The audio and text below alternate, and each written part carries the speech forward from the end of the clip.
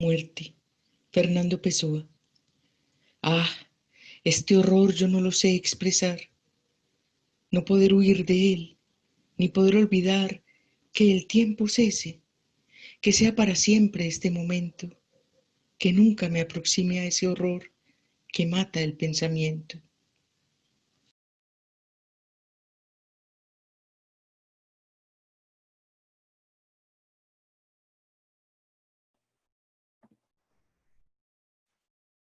Buenos días,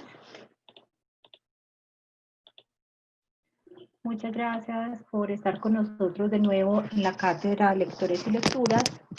Gracias por aceptar esta invitación de la Vicerrectoría de Docencia de la Universidad de Antioquia. Agradecemos a la poeta Inés Posada, egresada de nuestra alma mater, por la lectura del poema El temor de la muerte de Fernando Pessoa. Antes de comenzar, les recuerdo que deben hacer sus preguntas a través del espacio preguntas y respuestas que está en la parte inferior de la pantalla, no en el panel que está a la derecha de su pantalla, porque este panel es para resolver problemas técnicos en caso de tenerlos. Entonces les agradecemos que a través del chat preguntas y respuestas hagamos las preguntas. Una vez concluyan las intervenciones de nuestros invitados, procederemos a las respuestas. En la cátedra de hoy vamos a hablar acerca de las ensayistas colombianas más representativas de nuestra época. El escritor Felipe Restrepo David es nuestro lector invitado de hoy, quien conversará con la profesora Judith Nieto López. Felipe Restrepo David es ensayista, editor y doctor en humanidades. Ha publicado Conversaciones desde el escritorio en 2008 y Voces en escena, dramaturgia antioqueña también en 2008. Las compilaciones Montaigne, ensayos en 2010, El paisaje en la mirada, El Valle de Aburrá en la literatura de viajeros y escritores en 2017 y Alexander von Humboldt, homenaje en 2019. Es Premio Metropolitano de Ensayo de Alcaldía de Bello 2005 y Premio Memoria de Ensayo Museo Universitario Universidad de Antioquia en 2017. Igualmente es profesor universitario de cátedra. La profesora Judith Nieto López es doctora en Ciencias Humanas, mención Literatura y Lingüística en la Universidad Austral de Chile. Es escritora, psicoanalista y actualmente se desempeña como docente en la Universidad de Antioquia. Ha publicado artículos sobre filosofía, política, literatura en revistas nacionales e internacionales. Es autora de los libros Manuela Sáenz, Entre el discurso del amor y el discurso del otro, Pluma derrotada y Todo enfermo es un hombre. La profesora Judith Nieto es coordinadora de este espacio que nos convoca. Nuestro lector invitado, Felipe Restrepo, hablará de las ensayistas colombianas más representativas de la época, sobre la presencia de la escritura de mujeres en el ensayo colombiano a través de algunas de las obras más importantes de las últimas décadas. Algunas de estas ensayistas que abordarán será Elisa Mujica, Valentina Marulanda, Andrea Mejía, entre otras. Y de cómo esta escritura tiene como una de sus esencias un pensamiento narrativo al estilo Montaigne. Profesor Felipe, bienvenido. También doy la bienvenida a las personas que están conectadas y lo dejo con su público. Muchas gracias, Eliana. Buenos días a todos. Cuando Judith pues, me escribió para invitarme y yo pues había escuchado ya algunas cátedras digamos, lectores que admiro, porque son escritores también que he leído, o porque pues hay algunos buenos amigos que también han participado de esta cátedra, pues nada, es una inmensa alegría pues para mí poder estar acá. Y en especial, no para hablar, digamos, de lecturas en general, pues porque yo creo que todo universo lector se va armando de manera como, como una manera desordenada pero mágica, que después mirando en perspectiva uno va viendo como unos caminos como muy bien construidos y hasta muy coherentes con las propias elecciones que uno toma en otros ámbitos de la vida. Pero hablar de ensayo es para mí una gran pasión. Es, digamos, el género que más he estudiado, es la escritura que más he practicado y es el espíritu literario, espíritu poético literario, con el que yo más he podido encontrar mi voz, encontrar mis ideas. El ensayo para mí ha sido un hogar, ¿sí? Y, y bueno, una parte de ese hogar es una habitación nueva, muy reciente, como esas habitaciones, como esas casas en las que uno les va haciendo un segundo piso, un tercer piso. Este es como ese cuarto piso lindo desde el que yo ya puedo mirar un panorama y, y ese cuarto piso me lo regaló tal cual, me lo encontré con las ensayistas colombianas. En general con las ensayistas, pues digamos, latinoamericanas y europeas, norteamericanas. Y yo les quiero contar el porqué de ese hallazgo, como de dos maneras. La primera, digamos un poco de manera breve, el relato bibliográfico, el relato editorial, historiográfico, de cómo fui armando ese camino y bajo qué inquietudes. Y dos, que es la parte más importante, digamos, las ideas eh, bajo las cuales ese camino tuvo sentido. O digamos, después de recorrerlo, cuando ya comprendí muchas cosas de por qué ese camino, ¿sí? Miren, yo creo que uno, no solo en el ámbito pues académico, sino como lector, eh, o cuando uno está interesado también en ciertas cuestiones un poquito más que como cuando se te aparece un autor, un tema, un libro y uno le quiere seguir la pista. Uno se vuelve un investigador o por intuición, por instinto, o bajo ciertos métodos que se aprenden, por ejemplo, sí, en la academia, ¿no? Entonces, ese espíritu medio detectivesco, policíaco, de encontrar las razones de un crimen, pero en este caso no es un crimen, sino algo que uno no, no entiende y quiere iluminarse con ese algo, eh, van constituyéndose todos estos motivos en razones como para uno seguir alimentándose. Y es un poco la cosa así. Me pasó que por allá como a los 18 años, cuando empiezo mi pregrado, primero en un lado, después el otro, yo pues tuve varios tumbos hasta llegar a filosofía, me encontré en un curso con el libro pues del profesor Jaime Alberto Vélez, ¿no? Este se los quiero mostrar en físico, no en diapositiva, porque tenerlo en físico es para mí como decirles, miren, este hombre fue un amigo.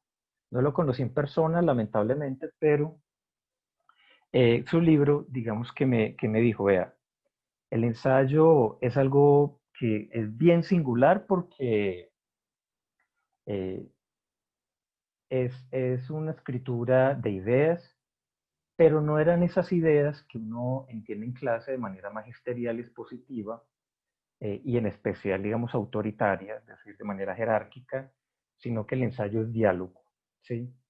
Un buen ensayista te va a comunicar su mundo, su punto de vista, o digamos lo mejor, su experiencia de mundo. Y bueno, todo eso fue entrando y muy rápido al final del libro del profesor Jaime Alberto Vélez, un gran ensayista además, él sacaba una afirmación de esas cosas que a mí se me prendió la chispa. Y él decía, no, es que en Colombia eh, ha habido poco ensayo y si pueden contarse 3 o 4 ensayistas o hasta 2, es mucho. Y yo, ávido de canon, ávido de escuela, ávido de maestros, los necesitaba, para mí eran importantes. Yo asumí eso como un propósito, como un principio, y dije, bueno, listo, hagámosle. Encontré una antología para mí muy especial. Me fui para la biblioteca en esos meses, esas semanas, y encontré otro libro, Ensayistas colombianos del siglo XX. Este fue mi primer segundo amigo, por decirlo así. Y acá ya había un primer listado. Y bueno, estaba San Incano, que se convirtió en una lectura muy querida. Estaba Hernando Telles, que para mí se convirtió en otra luz.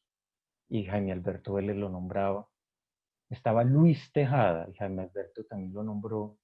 Y caramba, Luis Tejada sí que se volvió una luz para mí. A tal punto que hoy en día, 20 años después, lo sigo leyendo, sigo escribiendo sobre él.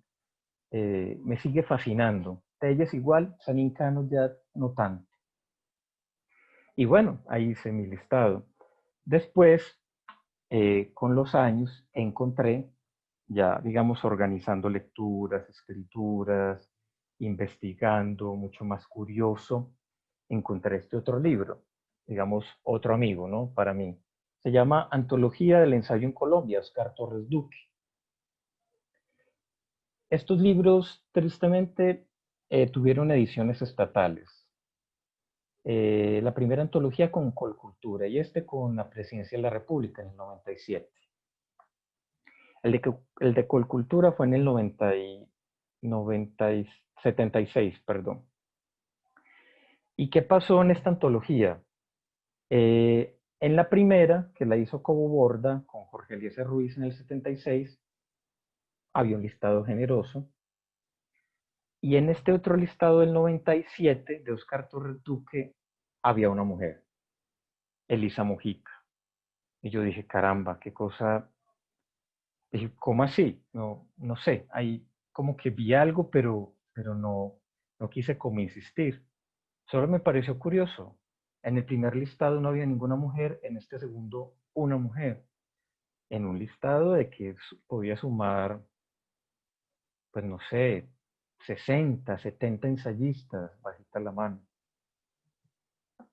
Pero simplemente fue como una inquietud. Luego me encontré con otros dos listados, dos antologías. Estos ya no son libros porque no me han acompañado tanto, pero me sirvieron como confirmación de ideas, apertura de otras y como algo de estupor. Encontré con este otro, el ensayo en Antioquia del poeta Jaime Jaramillo Escobar, gran poeta, pues además. Jaime tiene también como 40 ensayistas en Antioquia. Primero me pareció pues que se le iba la mano, pero dije, bueno, al fin y al cabo, pues todo antólogo tiene sus libertades y toda antología es un libro, al fin y al cabo, personal también, casi autobiográfico me parece. Y Jaime no tiene ninguna mujer. Ahí ya la cosa sí me pareció, bueno, ¿qué pasó acá? Y porque a mí eso me causaba también tanta impresión. Luego me encontré con este otro listado también de hace algunos años, de esta primera década del 2000, y este es de 2013, se llama Ensayistas Bogotanos. Tampoco es un amigo, sino que fue un buen conocido, digámoslo así. Es de esta editorial que sigue publicando, yo no sé si ya terminó Los Conjurados, la verdad, de Márquez Cristo. Y tampoco hay una sola mujer acá, ¿sabe? Lo que me pareció ya bastante inquietante. Y ya me fui un poco para más atrás de la década del 70. Bueno, ¿qué se ha dicho del ensayo en Colombia? Y encontrar artículos, tesis, estudios divulgativos, unos más rigurosos, otros, digamos, un poco irresponsables con el tratamiento de los autores y las obras, como de todo un poco, ¿no? Cuando uno investiga y cuando uno también aplica sus propios prejuicios a los temas. Y me encontré con este último, Ensayistas colombianos, de la década del 40. Esta es como la primera antología de ensayo en Colombia, eh, de Hernández de Alba, Guillermo Hernández de Alba, de la colección Clásicos Jackson, y tampoco ninguna mujer. Y aquí ya empezaron a moverse las preguntas. Bueno, ¿qué era lo que pasaba? Primero,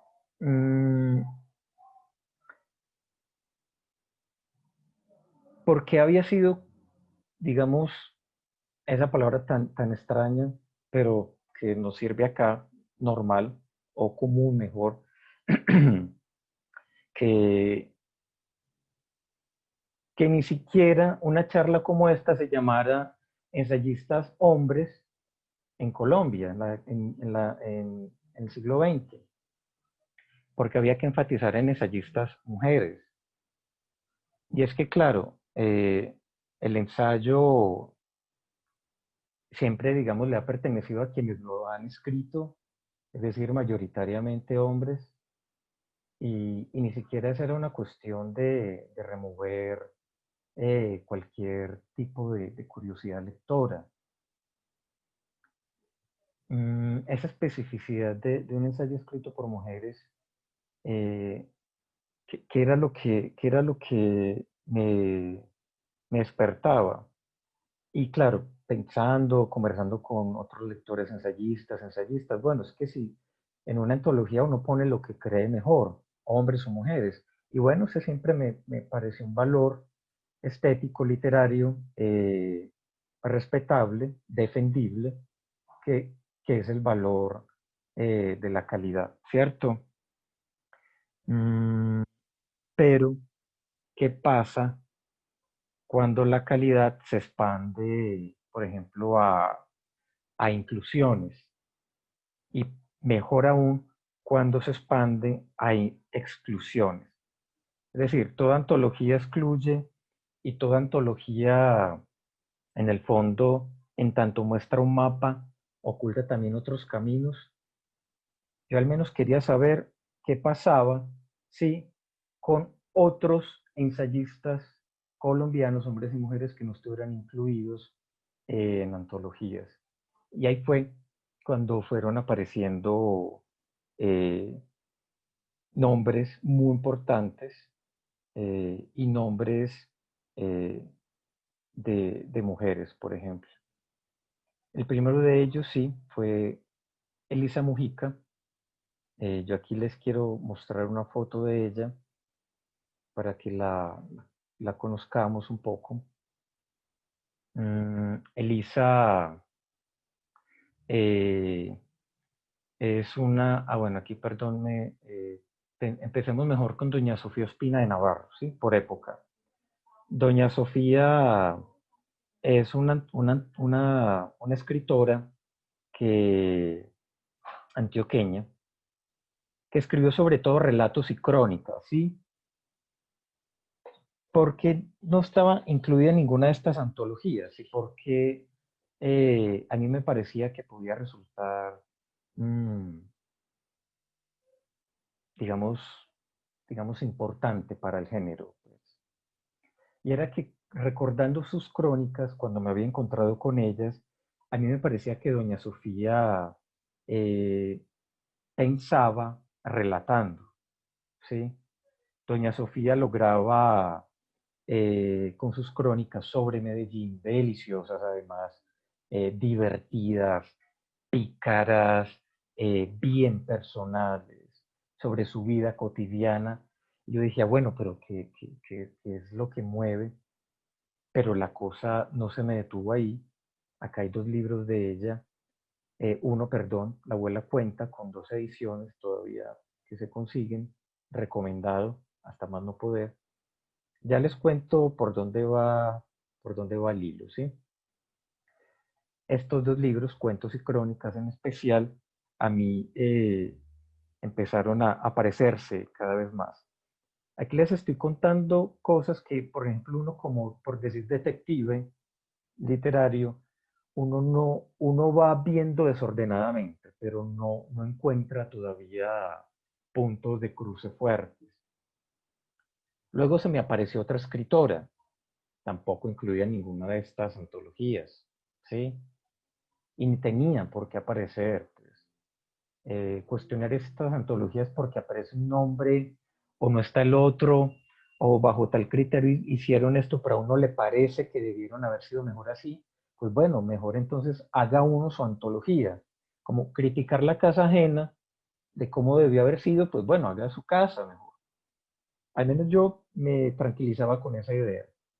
No iba a ponerme a denigrar del trabajo de estos antólogos, que por cierto admiro mucho, sino, bueno, yo qué puedo construir con esta cuestión de, de inquietud extrema para mí, del por qué una ausencia de voz de mujeres ensayistas, cuando en el mundo yo cada vez más en mi proceso de lector, de formación, encontraba pensadoras, escritoras muy fuertes, que cada vez más también se acercaban a teorizar, a conceptualizar sobre literatura, sobre el mundo, como María Zambrano, Susan Sontag, ¿sí?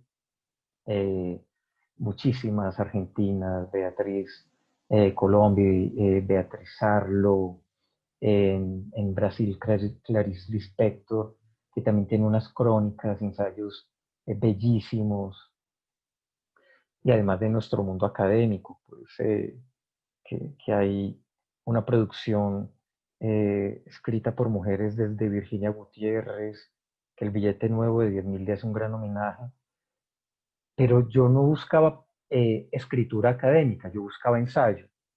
Es una cuestión que ahorita yo quiero al menos cerrar mi intervención en un principio con eso. Diferencia entre producción académica, sí, y ensayo literario. Se me aparece esta otra, que yo aprecio muchísimo, Emilia Pardumaña, bogotana. Esta es una foto de ella a los 30 años. Miren tan linda, con esa sonrisa, y así tal cual era ella. Eh, Cuentan, y pues los registros, que fue una mujer muy bajita de estatura. eh, a mí pues eso no me importa, si era alta o bajita, yo aquí veo como un espíritu inmenso, y acá va la clave de ella, perdón, aquí va la clave en esta imagen. Aquí ya está ella trabajando en El Espectador como redactora en finales del 40 o en los 50, no recuerdo, me disculpa. Esto era ella, una mujer muy valiente para su época, muy arriesgada, en medio de este gran grupo de hombres. Está ahí con Gabriel Cano, que está fumando pipa en el centro, y ella también con su cigarrillo infaltable. Y ella empezó ahí a sacar muchas crónicas en El Espectador y en otros diarios.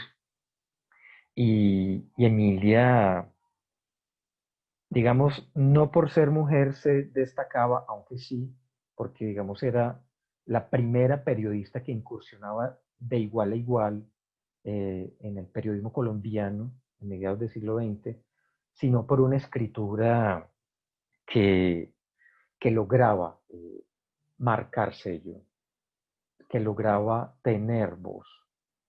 Primero con los temas, porque era de una ironía, ni era punzante, era como puede decir uno, gozona, gusana. Emilia era satírica, era mordaz, era cáustica, no solo en temas políticos, sino en temas morales, y tenía uno de los mayores recursos que ha explorado la escritura del ensayo y muchas otras escrituras, que es lo paradójico, que es a una razón moral y una gran razón ética, darle la vuelta y mirarla por detrás. Como esa gran proposición de Jonathan Swift de, en una época de hambruna, siglo XVIII, alabar ni los niños gordos no por sanos, sino porque van a poder alimentar a los niños flacos y a la demás población. En esa burla, digamos, Emilia lograba ver ese otro lado oscuro de la luna, como decimos, ¿no? Darle una vuelta de tuerca a las ideas, y marcó historia. Pero en ese ver paradojas, o construirlas, ingeniarlas, Emilia se jalaba unas ideas que para mí eran poderosísimas. Entonces, claro, aparece inmediatamente. Este libro se editó hace poco, es una edición magistral de Lina Flores y Pablo Flores. La recomiendo y yo no me cansaré de elogiar el trabajo de ellos. Es muy bello el trabajo que hicieron editorial. Luego aparece Elisa y yo, claro, con razón, está en una de esas antologías, la única mujer que hasta ahora he visto en estas antologías que les nombré al principio. No sé si la conocerán, ella escribió una novela muy bella, Catalina, y tiene un libro, en las altas torres del humo, mmm, cuya introducción es una reflexión entre, a ver, no es teórica, pero sí trata de conceptuar muchísimo y de manera perspicaz, de manera inteligente, cuidadosa sobre el relato colombiano, las raíces orales del relato colombiano. Ella piensa, bueno, nosotros de dónde venimos, nosotros qué nos hemos contado, y, y digamos, ese ensayo no ha salido nunca como libro, sino como introducción a esta colección luego de cuentos, que vienen luego como relatos orales. Lo publicó también Cultura en los 80, creo, no me acuerdo. Y Elisa tiene un ensayo precioso, precioso, sobre Santa Teresa.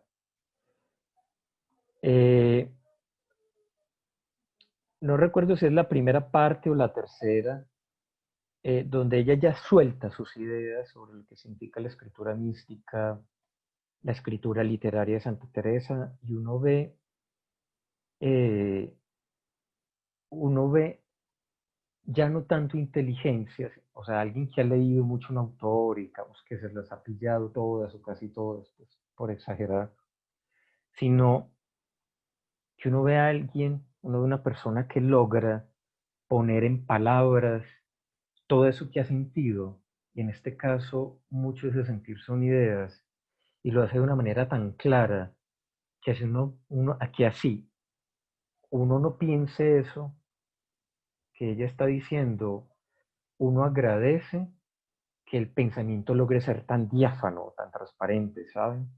A mí eso me parece muy, muy especial. Un poco más para acá, más cerquita, se me apareció Valentina Marulanda. Yo a Valentina la conocí hace poco, hace 5 años. Valentina nació en Salamina, Caldas. Ella vivió en Bogotá, trabajó, vivió en París, y ya como desde los 80 se fue para Venezuela. En Caracas se casó, tuvo una hija. Valentina era filósofa, era una gran estudiosa, y Valentina, miren tan linda esta foto, me hubiera encantado conocerla, pero bueno, pues nada, como esas nostalgias que uno se lleva. Valentina publicó estos 2 libros muy tardíamente. Ella publicaba en revistas, periódicos, pero digamos no estaba afanada, no estaba acelerada por hacer libros, sino que casi que fueron libros hechos con amigos o por sus amigos. El último se llama La razón melódica. Es un libro que ella logró tener listo con amigos.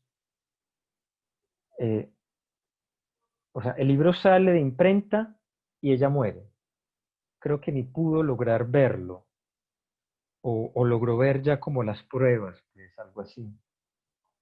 Valentina tenía algo muy, para mí, es digamos a ver, no es algo que persiga como ensayista, pero sí es algo que cuando se da, eh, pues yo me quito el sombrero, pues, y uso sombrero además, pues, eh, y une el conocimiento académico con su voz personal, su opinión. Entonces uno ve una trenza preciosa, preciosa, de cómo los libros no abruman y tampoco abruma la voz, digamos el ego, por decirlo así. El ego narciso en cuanto solo quiere que lo escuchen a él, sino que Valentina pone a hablar a sus lecturas, habla ella, pregunta. Por eso sus textos son como clases, son como magistrales también en eso. Y sus textos logran tener unos momentos poéticos que uno dice, wow, pues el pensamiento cuando logra precisión, cuando logra también claridad, transparencia, honestidad, y cuando se permite la metáfora, el pensamiento eh, sí, se vuelve como una luz, ¿no? Que aparece ahí, como muchos autores, como Steiner, por ejemplo, como Blanchot, como Todorov, como Edward Said, bueno, como muchos autores que uno puede citar, pues, como Borges, los mismos ensayos de Cortázar, eh, como Octavio Paz, bueno, no, son tantas voces tan bellas. Y luego dije, bueno, Valentina no está en estas antologías colombianas, repito, no tenía por qué estarlo, eh, pero está en una antología de ensayistas latinoamericanas que hicieron en Chile. Es una universidad que queda, ay Dios mío, a mí se me olvida el nombre, no me acuerdo, me disculpa, pero está disponible pues en internet.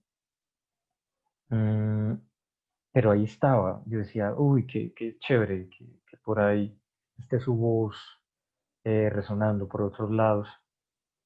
Eh, y, y dije, bueno, ¿qué otras voces de nuestras mujeres que escriben ensayos pudieran estar en una antología imaginaria y que por razones caprichosas o a veces, digamos, legítimas, estéticas, ellas no han sido incluidas o por razones de género o de muchas otras maneras, o de inclusión, exclusión o jerarquías o canon, pues bueno, nada, así como uno se pregunta, bueno, ¿qué novelistas mujeres tenemos nosotros? Mujeres poetas, cuentistas, cronistas, dramaturgas, escritoras de literatura infantil, por ejemplo, ¿qué mujeres que escriban diarios y que publiquen sus memorias, cartas, como las cartas de Mar Reyes, por ejemplo? Apareció esta otra, Margarita Valencia, ya está viva de Bogotá, acá está dando una charla, arriba espero que se vea bien la foto, está ella sonriendo. Y saben, a mí me gusta jugar a ser como un poquito irresponsable y peregrino con relaciones literarias y sus ensayos, los de Margarita son como esa sonrisa de ella, mírenla. Yo veo esa sonrisa y a mí me da como alegría, esa sonrisa como que abraza y sus ensayos son gozones. Sus ensayos disfrutan, sus ensayos están llenos como de la vitalidad de alguien que quiere contar sus tesoros, sus conquistas. Y es muy rico ver cómo la literatura también es un lugar, permanece todavía como lugar de fiesta para muchos lectores, muchos escritores, en especial para ensayistas y críticos literarios. Les recomiendo mucho este libro, Palabras Desencadenadas, lo publicó la Universidad de Antioquia, ya va en la segunda edición, y hace poco, el año pasado, publicó este libro, ellas editan, son entrevistas con Paula Andrea Marín a mujeres editoras. Y claro, todo esto, yo creo que muchas personas, lectores, investigadores, cada uno se viene preguntando por sus propias inquietudes. Yo tengo colegas que se vienen preguntando, bueno, la literatura gay, la literatura afro, la literatura indígena. Hay unos movimientos de recuperación de literaturas indígenas escritas y orales poderosísimos, unos movimientos de recuperación de escrituras regionales, y cuando digo recuperación no es que hayan sido olvidadas, sino de visibilidad editorial, ¿sí? Abrir espacio. El Ministerio de Cultura, yo no sé ustedes qué piensan, pero a mí me gusta, cada vez más saca becas incluyentes, inclusivas, sobre, sobre, digamos, oportunidades para comunidades que, que en condiciones generales de participación, pues fácilmente no llegarían a becas y premios y concursos y eso, pero en condiciones específicas, al menos como inicio, pueden tener mayor visibilidad. Entonces, becas de creación de literatura para comunidad afro, para comunidades isleñas, para comunidades indígenas, para comunidad LGTBIQ, para solo mujeres. En Bogotá hay un premio literario importantísimo, narrativo, solo para mujeres. A mí todo eso me parece importante, ¿saben? Yo no sé razones de género, de patriarcado, yo no soy estudioso de género, pero sí creo más bien que a mi lectura, que socialmente sí hemos sido una sociedad excluyente. Y no solo por razones de género, étnicas, comunitarias, raciales, sino económicas, ¿no? Y yo sí creo, darnos más voz, escucharnos más, y todo esto hace parte, ¿sí? Entonces, por eso este libro de Margarita Valencia, no, entrevistas solo a mujeres que han editado, porque mayoritariamente el gremio de editores en el país, desde su tradición decimonónica, se ha sido coordinado, gerenciado eh, por hombres, ¿no? La visibilidad ha estado en los hombres. Y ya voy ahorita para el ensayo, para otros dos postulados. Esta es una ensayista muy joven, Andrea Mejía, era columnista de Arcadia cuando hicieron pues ese cambio de semana, que echó cosa a todo un equipo y ahorita volvió a empezar a Arcadia. Ella, aquí está una columna de ella, se las recomiendo a José Rado, Andrea Mejía. Ella publicó este libro de cuentos hace 2, 3 años. Este año, hace 2 meses, acabó de salir esta novela, La carretera será un final terrible. Su literatura no es que esté llena de ideas propiamente, pero sí de un montón de sugerencias que remiten como a pensamiento, a reflexión más bien, quiero decir, reflexión y meditación. Y aquí les quiero dejar otras autoras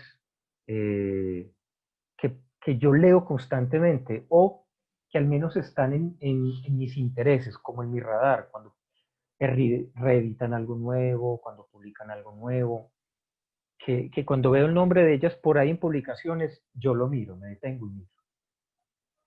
Rocío Vélez de Piedradita, que ya murió, un libro de crónicas precioso, Entre Nos. Paloma Pérez, con un libro muy bello que se llama Oficios Afines. Paloma ha estado en estas charlas. Me gusta la pluma de Paloma. Carolina Sanín, me gusta su pluma. Me parece que en las peleas que da en redes sociales, Carolina suele soltar unas ideas potentísimas. A veces ya lo que me estorba mucho es la pelea continua alargada, pero dentro de esas peleas hay unas ollas de ideas. Yo la leo a Carolina. Lina María Aguirre, yo la traigo a colación porque el ensayo también trata temas específicos, ¿no? Y Lina trata el viaje, y el viaje es una de mis pasiones también. El ensayo de viaje, la narrativa de viaje, yo hice mi tesis doctoral sobre narrativa de viaje, y Lina María publicó este libro en la UPB hace poco, 2, 3 años, no recuerdo, y ahí está. Y les quiero traer estas dos autoras. Marina Lamus es una ensayista de teatro, y yo la aprecio muchísimo. Y Judith que para mí es una columnista ensayista que aprecio mucho porque como pocos autores en Colombia, Judith trató el tema de la enfermedad en este libro y tiene unos pasajes preciosos, francamente preciosos. Y cuando Judith publica en su portal en la Universidad de Antioquia, hay columnas que me han conmovido mucho, hay pasajes que me han sugerido ideas, metáforas, y también es una de las razones por las cuales yo le dije, Judith, acompáñame en esta charla porque tú eres ensayista, admiro tu escritura y muy rico poder compartir diálogo y preguntas.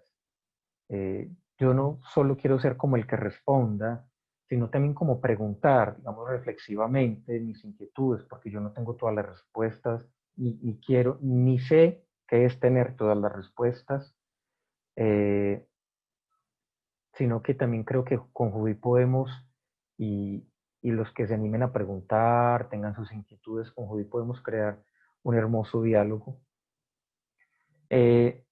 Y termino con estas dos ideas. Permítanme, yo dejo de compartir. Ya. Miren, yo les decía ahora que la idea de dominación patriarcal, yo no soy estudioso de género y a mí esa idea me queda grande porque no sabría defenderla. Sí tengo mis intuiciones y mi posición, y, pero no, o sea, yo siento que quiero saber un poco más. Lo que sí puedo decir es lo siguiente, que el ensayo en Colombia y en Latinoamérica eh, lo hemos asumido como un dominio que le ha pertenecido solo a quienes lo han escrito, ¿sí? Y quienes lo han escrito han sido mayoritariamente hombres desde el siglo XIX. Hay muchas antologías latinoamericanas. Yo solo les quiero mostrar dos cositas, ¿sí? El profesor Juan Guillermo Gómez García hizo esta antología de ensayo latinoamericano del siglo XIX. Hay 21 ensayistas, no hay una sola mujer, es decir, una escritura mayoritariamente perteneciente a hombres, hombres pensadores, hombres profetas, hombres magisteriales, hombres todos muy iluminadores, como José Martí, Sarmiento. Hay una antología mexicana que yo admiré durante muchos años, pero hoy en día la miro de reojo por lo excluyente. Discúlpenme ahí la ausencia, pero les quiero mostrar esto. Estos son dos tomos de ensayo mexicano, dice moderno, moderno es casi todo el siglo XX. Yo sé que no se ve bien, pero yo les puedo pasar después la imagen o la bibliografía. Eh, y, y no hay una sola mujer ahí. Y yo después, conociendo mucho el ensayo mexicano, que me gusta esa tradición, yo conocí tres ensayistas eh, que son como luz por sus ideas. Elena Poniatowska, Margot Glantz, y ya escribían para esta época, y José Luis Martínez no las incluyó. Y yo sí me pregunto, bueno, José Luis, ¿por qué no están ahí? ¿No? Pues son tan transformadoras como muchas de escrituras de hombres ahí. Entonces sí creo que continuar esa comunidad de dominio presencial, de escritura mayoritariamente de ensayistas hombres, no, yo sí creo que no, ya eso es una tradición que ya no nos dice más, ¿sí? O sea, si la mirada no se abre, baila. Me parece que ahí sí es una miopía que tiene consecuencias graves, porque nos estamos perdiendo por dónde sigue creciendo el mundo o por dónde ha venido ya creciendo hace mucho y no hemos visto o no hemos querido ver. Y la última idea es con esto ya cierro. Finalmente, ¿por qué apareció esta inquietud? ¿Por qué hacía toda esta exploración bibliográfica, historiográfica? Y es lo siguiente. leyendo, conectando, tratando de trenzar. Yo dije, caramba, pero claro, un día de una mañana, una tarde así, de esas que uno se siente un genio silencioso y uno disfruta con lo que se le aparece y lo escribe, o uno se hace fiesta a sí mismo, fiesta en soledad. Eh, es que a mí esta escritura de mucha de la escritura de estas mujeres ensayistas se me conectó rápidamente con la escritura de algunos ensayistas cronistas que admiro hasta hoy, como Luis Tejada, Jaime Barrera Parra, el mismo Hernando Telles, la escritura de Sofía Espina de Navarro, de Lisa Mujica, de Emilia Pardo, de la misma Andrea Mejía, de muchas, ¿no? De la misma Paloma Pérez, de Marina Lamus. eh, bueno, y es que Montaigne, en el ensayo sobre el arrepentimiento, que está en el tercer libro, en un párrafo dice, es que para mí ensayar es narrar. O sea, yo pienso, pero cuando cuento. Y yo dije, por ahí es la clave. En la tradición ilustrada del siglo XVIII, algo pasó o algo se inició, o mucho antes, quizás, no lo sé. Y es que nos quedamos solo con el elemento argumentativo del ensayo, ¿sí? O tal vez porque eso fue lo que quiso ver más Francis Bacon en el siglo XVII, cuando leyó a Montaigne y se quedó solo con esa parte, ¿sí? Con las ideas argumentadas. Y nos olvidamos que Montaigne, el padre del ensayo, Montaigne era absolutamente libre. Montaigne, ustedes leen a Montaigne hoy en día, un escritor que escribió, que publicó su primera versión o sus ensayos definitivos, perdón, en 1588. Montaigne está contando anécdotas todo el tiempo de sí mismo, que escucha de otros o que leyó. Cuenta lo que le pasa, sus enfermedades, sus alegrías, cuenta sus lecturas, cuenta esta o cual idea que se le ocurrió. A veces tiene unos ensayos muy ordenados, a veces no. A veces empieza a hablar de un tema y sigue con otro. Y yo decía, es que hay autores, mujeres, hombres, lo que sea, que, que no han olvidado eso. ¿Y por qué no lo han olvidado?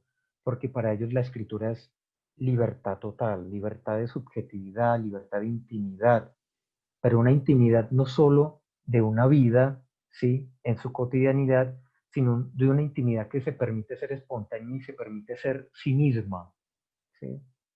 Entonces, por eso Stevenson hablaba de lo que quería, un gran ensayista. Por eso Borges se permitía mentir en sus ensayos. Borges usaba bibliografía apócrifa. Lean a Cortázar. Cortázar era un poeta en sus ensayos, lo mismo que Lezama Lima y Octavio Paz. A mí, esta escritura de estas mujeres que como Sofía Ospina y Emilia volvían a sus cotidianidades para contar sus ideas, yo dije, claro, claro, es todo esto junto, ¿sí? Por eso me han gustado tanto los ensayistas que juegan, que son lúdicos en su escritura. Claro, la academia sí se quedó con el elemento argumental del ensayo, pero la escritura literaria creadora, digámoslo así, fuera de la academia es un decir, alguna de ellas sí conservó. Y lo que pasa que entonces, como tradición, en el ensayo uno no podía explorar su cotidianidad porque te llamaban entonces cronista. No, eso no es un ensayo, eso es una crónica. Entonces fue más bien en la crónica donde se permitió hacer más ensayo. Por eso muchos grandes cronistas nuestros en sus columnas, como Antonio Caballero, Julio César Londoño, Julián Ospina, bueno, ustedes tendrán sus nombres también, eh, piensan, contando también piensan. El periodismo alojó mucho al ensayo. En cambio, el ensayo, en cuanto solo privilegió el argumento, fue terriblemente excluyente, fue muy elitista. Ay, eso sí me parece muy aburridor, la verdad. Todo esto hace parte de la misma historia. El ensayo no solo es lo que nosotros nombramos como ensayo. El ensayo no solo es lo que la tradición editorial ha nombrado como ensayo. El ensayo no es solo lo que la academia ha nombrado como ensayo. El ensayo en cuanto a libertad es muchas otras más que incluso hasta nos falta por descubrir, y que quizás ya están en Montaigne, y en muchas otras escrituras muy libertarias de estas escrituras ensayistas mujeres. ¿Sí? A mí lo que me recordó, junto con otros ensayistas y cronistas hombres, esta escritura de ensayistas y cronistas mujeres, fue la libertad. Y esa lección sí me la quedé para mí. Y por eso yo hoy quería rendirle un homenaje a ellas y a muchos otros que he citado, pero en especial a ellas, porque también muchas de esas libertades les ha costado en la vida muchísimo. Y bueno, nada, eso era. Muchas gracias y me encantaría ahora que pudiéramos conversar con Judith.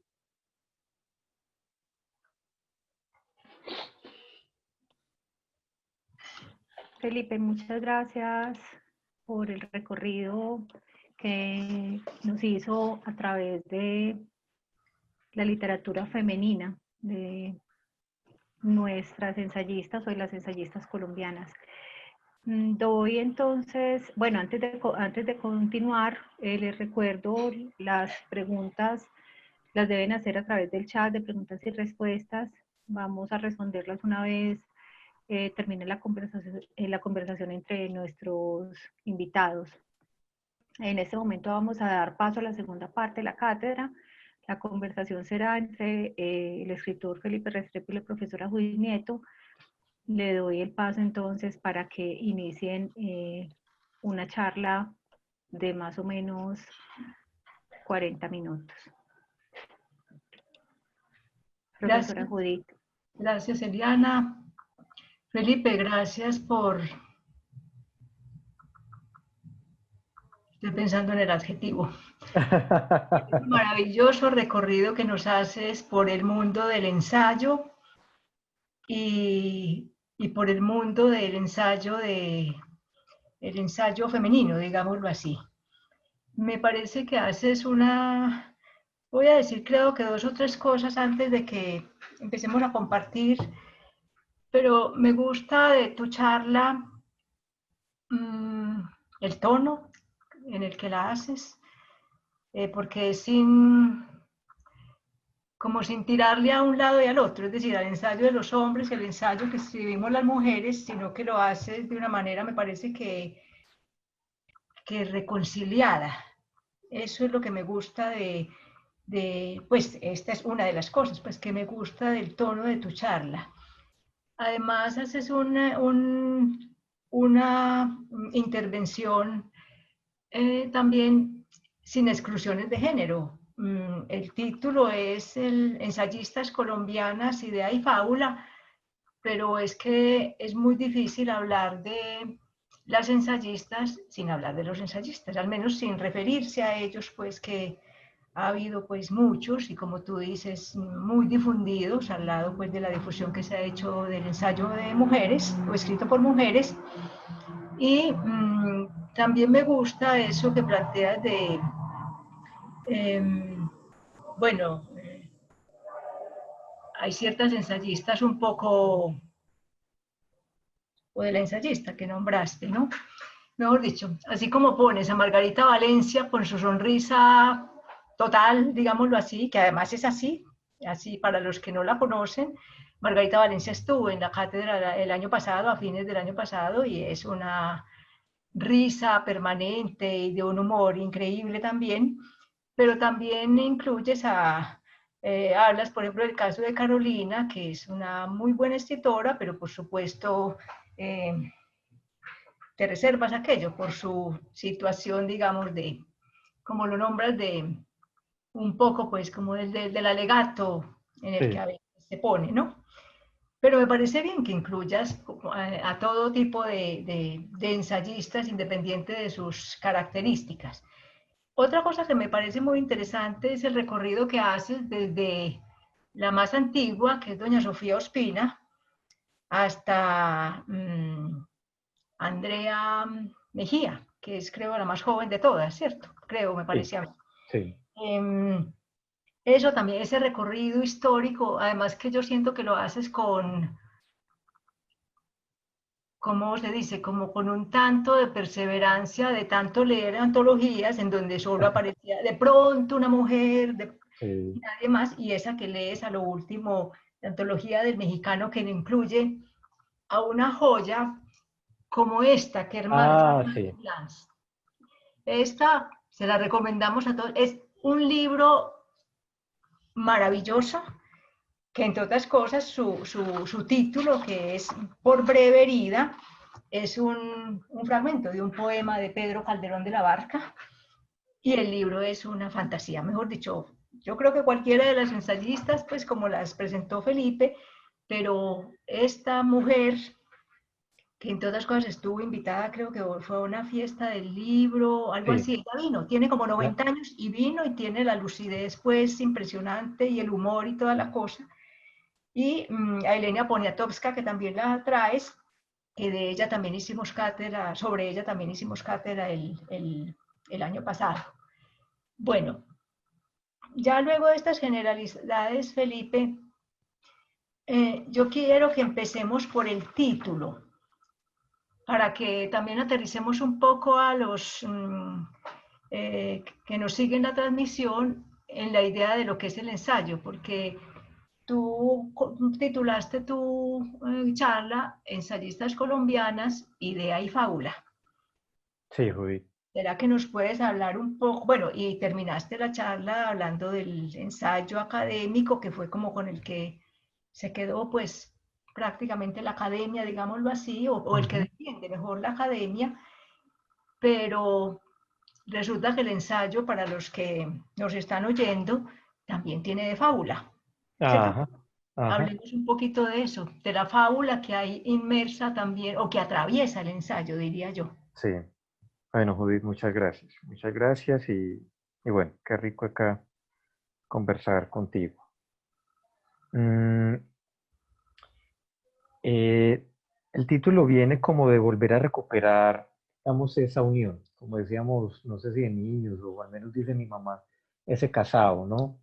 Eh, y es que, sí, la academia se queda con la idea y es que, claro, la idea, digamos, alrededor de la idea se pueden crear herramientas para comprobar conocimientos, como un informe de lectura, como una tesis. La idea yo creo que se vuelve un poco más asible.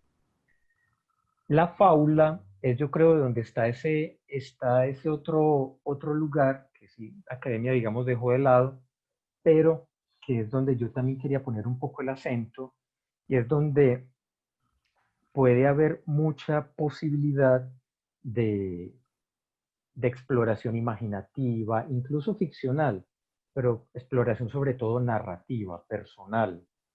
Entonces, no es que en la idea no haya poesía, yo creo que hay ideas que pueden ser muy poéticas, ¿sí? Así como hay fábulas que pueden ser también muy racionales, muy racionalizadas. Eh, pero sí creo que esa cercanía de esas dos grandes instancias o esa hibridez de las dos caminando juntas, como el Montaigne, nos vuelven como a poner en un lugar que nos permite expandir más la mirada, abrirla y ver que el ensayo no solo está en el lugar que editorial o tradicionalmente o académicamente llamamos ensayo, sino que hay unas cronistas que en el fondo son grandes ensayistas. Ahí está hasta cuentistas o hasta novelistas que son tremendas ensayistas. Hay una escritora que se llama Iris Murdoch, una gran filósofa inglesa, y ella escribió novelas, y esas novelas son como unos ensayos contados, son deliciosos, densos también, pero muy ricos por lo provocadores. Eh, el título, Judith, en el fondo es una invitación a que aquel ensayo lo saquemos un poco del prejuicio, también del cliché, de que un ensayo solo es para pensar. Y sí, un ensayo es para pensar, ¿no? Para reflexionar, meditar. Pero lo rico es que en un ensayo se llega a esa idea, a ese pensamiento, a esa reflexión, a meditación, por muchos caminos. Y uno de los más fecundos, o quizás el que ha sido el más fecundo, es la fábula, es el relato, es la anécdota, o el lugar con el que se puede terminar una idea, es la fábula, el relato, la propia vida, ¿sí? Puede empezar, se puede terminar. Entonces es un poco, y yo también quiero ser claro en esto, no es que un buen ensayo tenga que tener una anécdota. Ah, entonces me pasó aquel día en la casa, o mi mamá me contaba, o estaba con los amigos, o en mi infancia. Yo creo que la infancia pues, es un gran lugar para volver a ideas constantemente. No, una fábula, y aquí yo lo expando un poco más, una fábula puede ser una metáfora, ¿sí? Puede ser un buen adjetivo, por ejemplo, adjetivos que son escurridizos, ¿sí? Raros o comunes. La fábula en el sentido más abierto, incluso. Es como eso. Exacto, es como hablar del ensayo, mejor dicho, el ensayo se escribe entre la aventura y el orden. Exactamente, sí.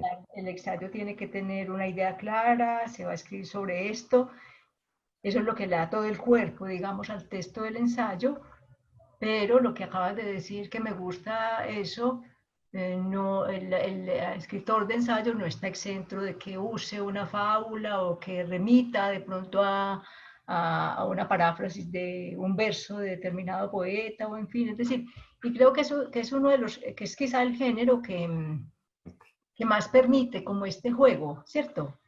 Digamos, que Sí, haya sí, orden y que haya una cierta locura, digámoslo así.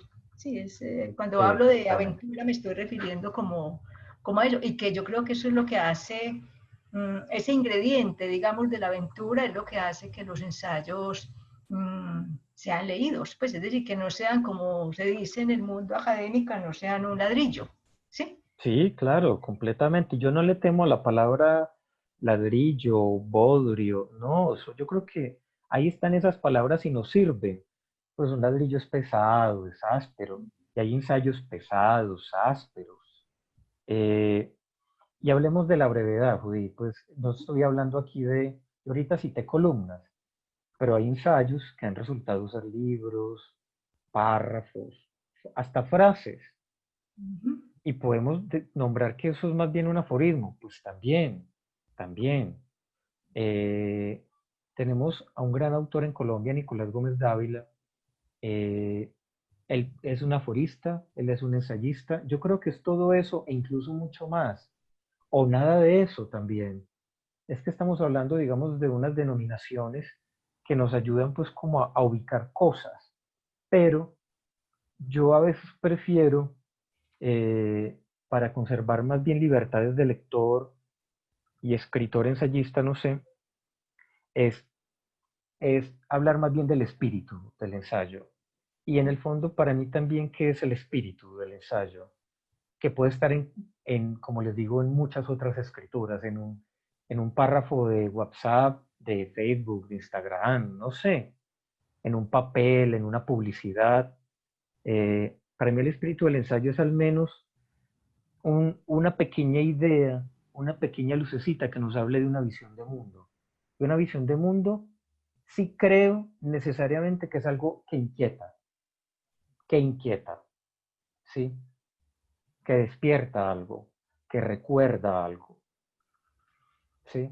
Yo creo que somos muy dados a las frases. Algo nos gustará de las frases, mandar frases, y es porque esas capsulitas, yo sí creo que esas capsulitas son como esas piedrecitas. A mí me encanta esa imagen, a mí nunca me ha pasado ni yo lo he hecho, pero que en esas películas o novelas, un amigo, un enamorado tira a la ventanita del enamorado, del amigo, como para llamarlo en la noche. y esa piedrecita suena en el vidrio, así, como una piedrecita, me parece a mí. Felipe, ahora quiero ser más concreta con algunas de las ensayistas que nos presentaste, pero ahora que dices sobre el espíritu del ensayo, Sí, me haces acordar precisamente de Elisa Mujica, que decía que pues la mayor parte de su vida, o se lee pues en su libro de ensayos, dice que la mayor parte de su vida se la pasó acompañada de la lectura y por supuesto de la escritura, justo porque ella consideraba que algo había que decir sobre la existencia.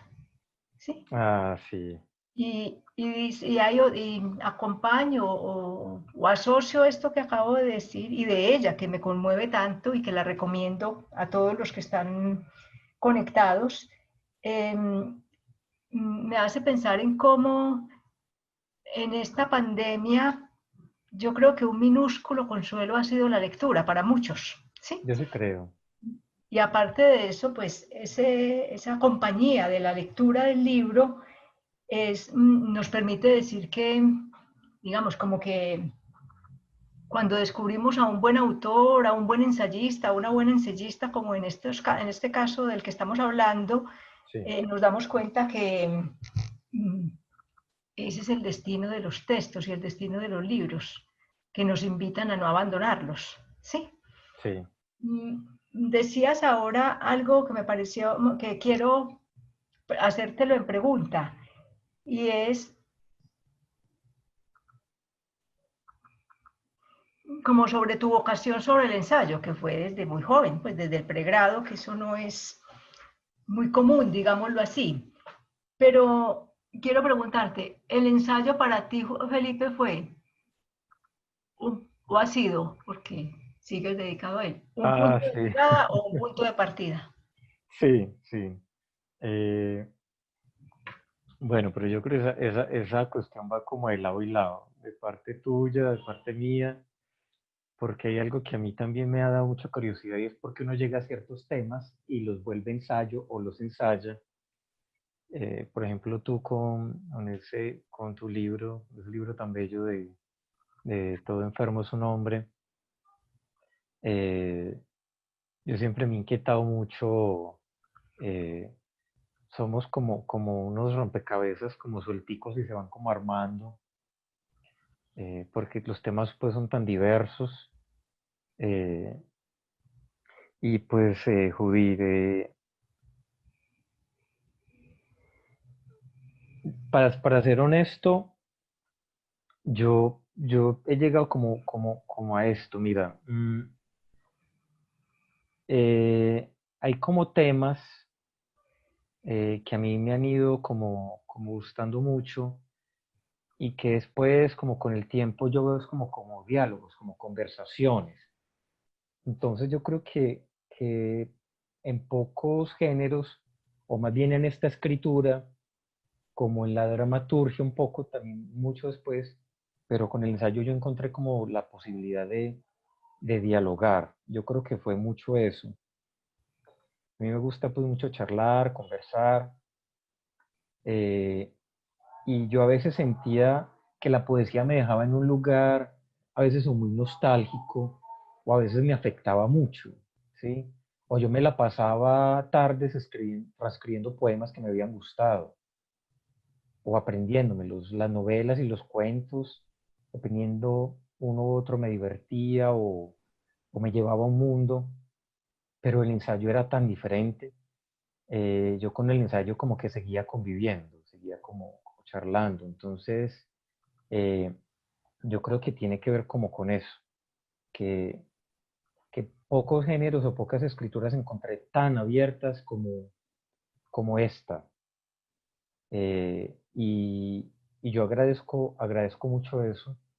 Yo leo mucho ensayo europeo, norteamericano, latinoamericano, colombiano, de todo tipo, asiático, africano, no los conozco casi, no tengo mi radar puesto allá, pero, pero yo diría eso. Yo diría que uno en una buena charla se le van apareciendo ideas, se le van apareciendo sugerencias, y mi discurso se ha ido llenando de eso, ¿no? Como de citas invisibles o citas, o digamos, abusos, robos de otros autores. Y así, yo sé que esto suena muy mañé, pero para mí es verdad. Pues. Lo que pasa es que mañé por lo que hemos eh, tanto usado y reusado, y es que, pues nada, yo sí creo que eso es como una manera de autoconocimiento, de autoexploración, pues creo que sería como eso.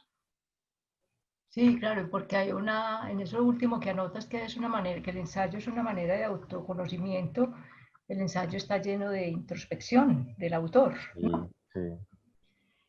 Cuando, bueno, no te agradecí que me incluiste entre las ensayistas, con mi libro de Todo enfermo es un hombre.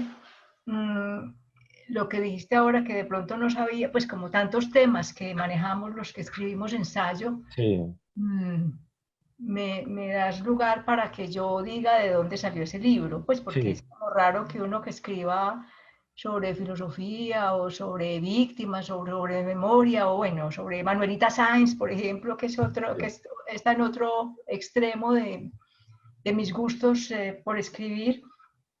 Mm, yo sí quiero contar por qué yo escribí ese libro de Todo enfermo es un hombre. por favor. Ese libro lo escribí en un sabático. Yo era profesora de la Universidad Industrial de Santander y tuve un sabático en el año 2011.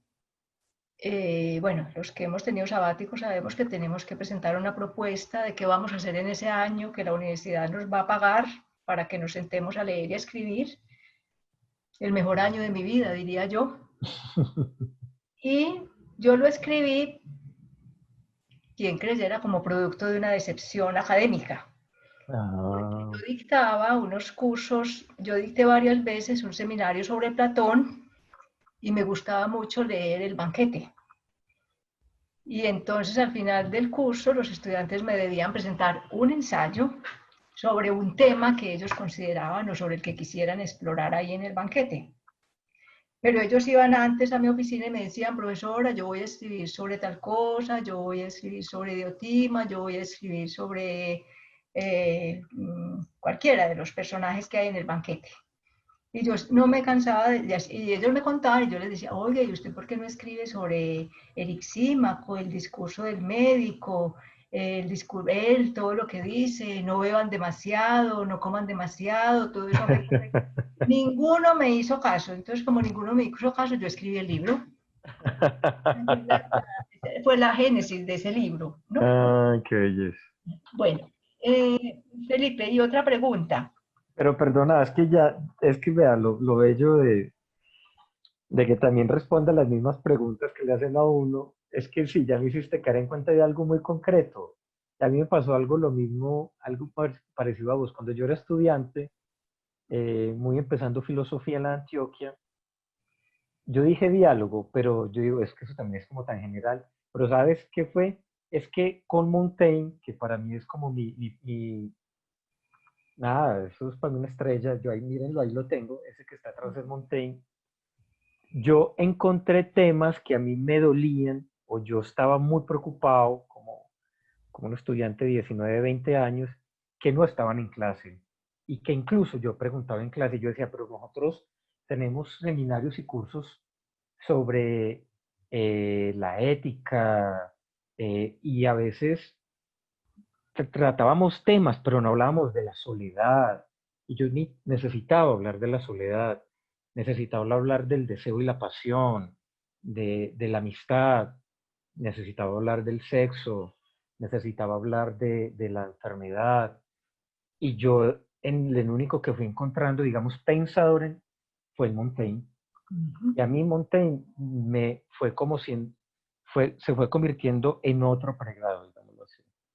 Y yo sí lamenté mucho que en la academia, pero yo después lo entendí, no se trataran estos temas. Y es que, claro, es difícil, porque como estos temas remiten tanto a lo emocional, es decir, a la fábula, y nos tratamos más con los temas que los podemos ir reduciendo a ciertas ideas, pues claro, es que imagínate tú un estudiante hablando de la enfermedad, ¿desde dónde va a hablar uno desde la enfermedad como estudiante?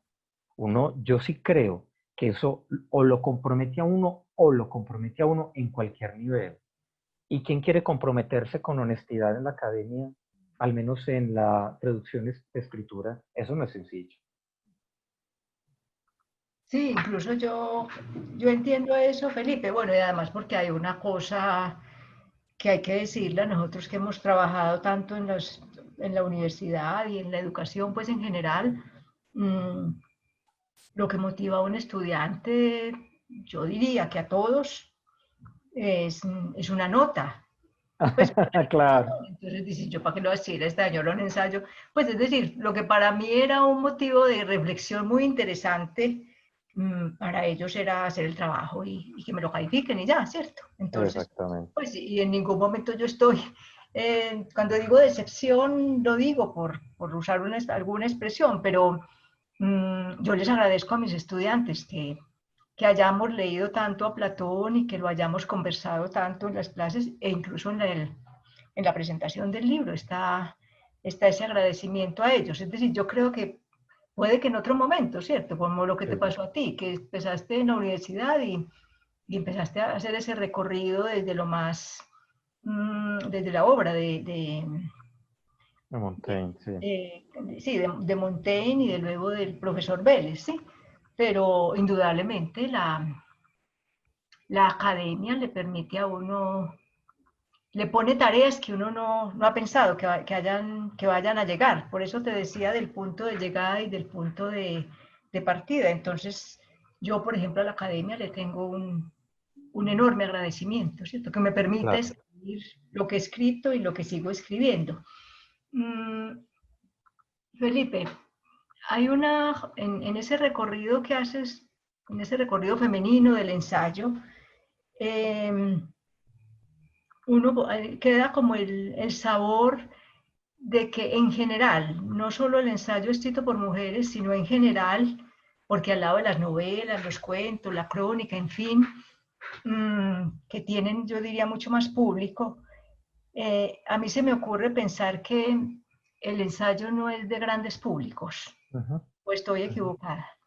No, no estás equivocada. Mira, cuando yo trabajé como editor de la editorial EDAFIT, fueron 5 años, eh, yo con la actual jefe, Claudia Ivonne Giraldo, también una gran lectora y una muy buena escritora, mm, yo era esperando ensayos, ¿cierto? Uno espera como sus preferencias también. Yo esperaba crónicas, esperaba cartas que aparecieron y después pudimos publicar varios tomos de una colección que inauguramos en ese momento, pues, y ensayos no, casi nada. Y solo de hombres, pues, además. Eh, ¿Por qué tiene tan poco público? Mira, Luis, yo creo que eso tendría como, creo que como dos o tres respuestas. Es lo que pues hasta ahora a mí se me ha ocurrido. Una es que desde Montaigne, digamos, en la legitimación e institucionalidad del ensayo como género, eh, el ensayo ha sido de pocos públicos. Es decir, rara vez el ensayo ha sido de grandes públicos. Solamente cuando ha participado de la visibilidad en grandes formatos, es decir, o ciertos periódicos, siglo XIX, ciertas revistas y periódicos siglo XX, y hoy en día en ciertos formatos como el digital, ¿no? Por ejemplo, tú publicas una columna en el portal de la Universidad de Antioquia y me imagino, yo no, pues, no sé ver eso, pero debe haber estadísticas de que eso lo leen 5.000, 2.000, 15.000 personas, no sé. Imagínate 10.000 personas comprando un libro de ensayos. Yo creo que eso en Colombia rara vez se ha visto. Quizás el único ensayista que haya llegado a esa cifra de venta editorial en Colombia sea William Ospina, creo, quizás, no sé. que es el ensayista, pues digamos, editorialmente más exitoso, pues en ese sentido. Entonces, en tanto la excepción ha sido los grandes públicos, digamos, lo común ha sido los públicos de medianos a pequeños. Creo que otra respuesta responde la primera respuesta también, digamos, la complementa. Yo creo que el ensayo exige otro tiempo de lectura más cercano al de la poesía que al del cuento y la novela. Uno con un poema uno se queda con un verso, con un libro de poesía, lo saborea, lo sufre, lo siente, lo silencia, le sube el volumen, lo vuelve a bajar. Yo creo que el ensayo, no sé si la palabra sea paciencia, pero sí es un tiempo más lento, al menos comparado al cuento y a la novela en principio. O al menos el ensayo y la poesía en eso, los hermanos, no te ofrece una diversión tan rápida como lo puede ofrecer un cuento de Poe, por ejemplo. O no te puede ofrecer ese famoso knockout cortasariano como te lo ofrece un cuento de Raymond Carver o Anton Chekhov, ¿cierto? O una novela como ese mundo ficcional que te crea 100 años de soledad,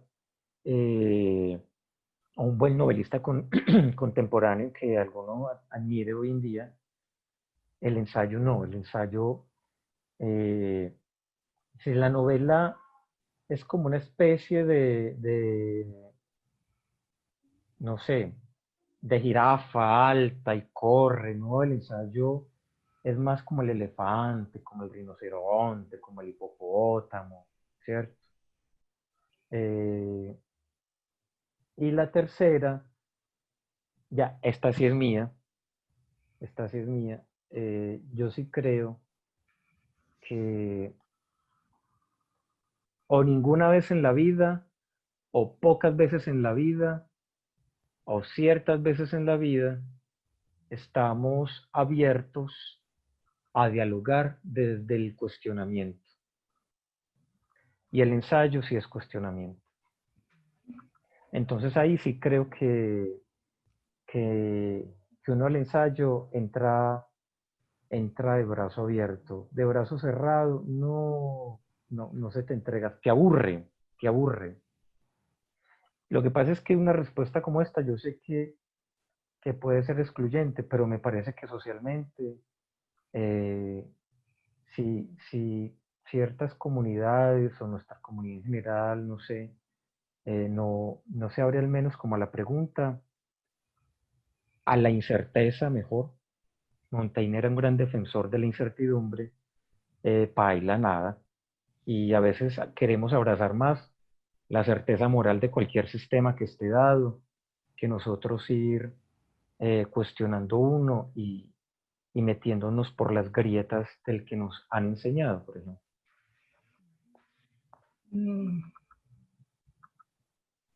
Felipe, en ese recorrido, digámoslo así, generacional que traes de ensayistas mujeres colombianas, que además no te había dicho que me alegra mucho que hables de las mujeres escritoras colombianas.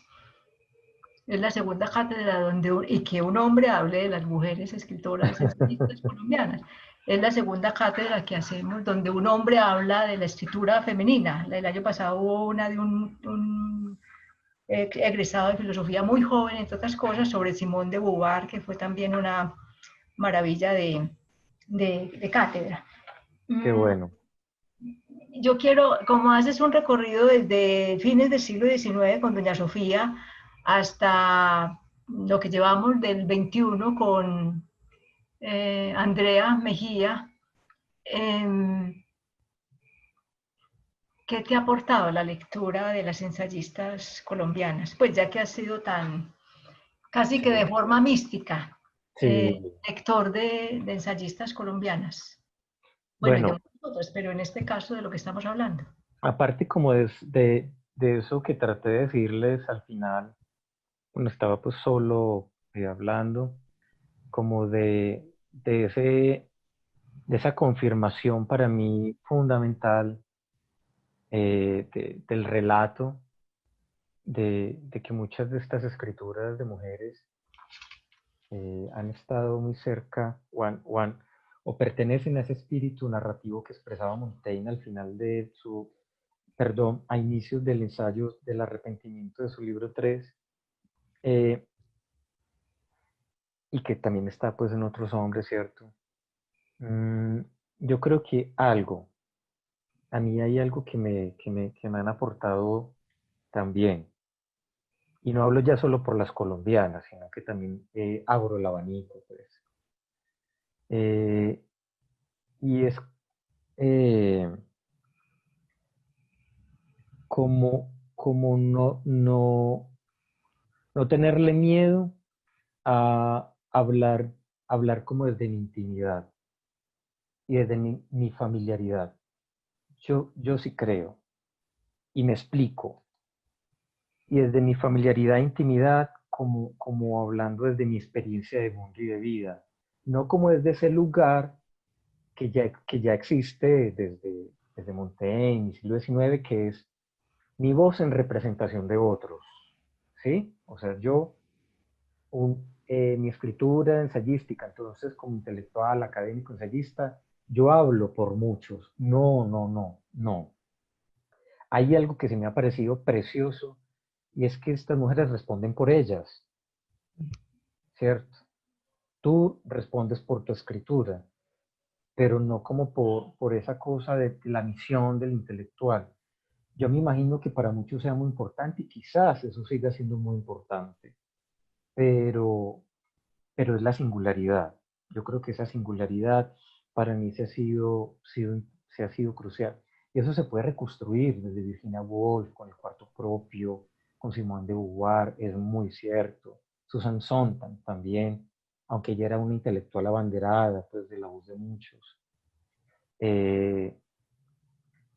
Pero yo creo que ha sido como eso. Y sabes que ya yo no sé si esto sea,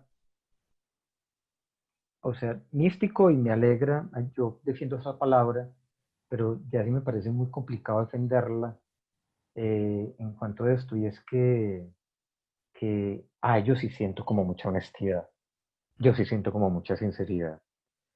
Y para qué son pendejadas, pero sí estamos llenos de mucha escritura ensayística o pretenciosamente ensayística que posa. Y nosotros también como sociedad nos hemos adiestrado mucho en la pose, en la máscara. Y a mí también eso me agota mucho, pues.